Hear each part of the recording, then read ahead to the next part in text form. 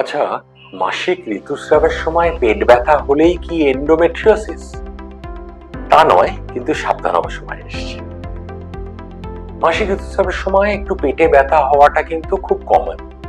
কারোর একটু বেশি, কারোর একটু মাঝারি, কারোর একটু কম। এখন দেখতে হবে সেটা তার পক্ষে কতটা সিভিয়ার। যদি দেখা যায় যে এটা দৈনন্দিন জীবনযাপনে ব্যাহত হচ্ছে, ইন্টারফিয়ার্স উইথ ডেইলি অ্যাক্টিভিটিস, তাহলে অবশ্যই এটা সিগনিফিকেন্ট। তার কম হলে তবু সেটা সে সহ্য করতে পারছে, হয়তো এক আধটা পেন কিলার খাচ্ছে।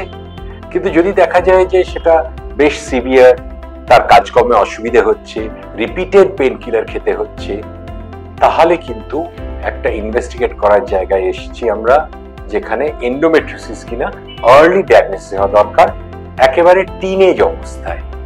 কারণ এন্ডোমেট্রিওসিস যদি আগে থেকে ট্রিটমেন্ট না শুরু করি, তাহলে কিন্তু একটা সময় গিয়ে সিভিয়ারিটি বাড়বে এবং এন্ডোমেট্রিওসিসে টিউবস, ওভারিজ, ইউট্রাস, আশপাশের খাদ্যনালী সব একসাথে জড়িয়ে যায়।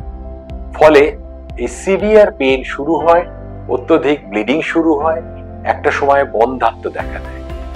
তাই টিনেজ বয়সে যদি দেখা যায় যে অত্যধিক পিরিয়ডের পেন হচ্ছে, বা রিপিটেডলি প্রত্যেক মাসেই হচ্ছে, বা পিরিয়ড ছাড়া অন্য সময়ও পেন হচ্ছে, তাহলে অবশ্যই ডাক্তারবাবুর পরামর্শ নিতে হবে। ন্যূনতম একটা আলট্রাসোনোগ্রাফি, দরকার পড়লে কিছু ব্লাড টেস্ট বা অথবা এমআরআই করে এটা আমাকে নির্দিষ্ট হতে হবে যে এটা আর্লি এন্ডোমেট্রিওসিস কিনা, এবং যদি তাই হয় তাহলে তার ট্রিটমেন্ট আর্লি অবস্থায়, টিনেজ অবস্থায় শুরু করতে হবে, যাতে ভবিষ্যতে গিয়ে এটা ইনফার্টিলিটি বা বন্ধ্যাত্ব ইত্যাদিতে পরিণত না হয়।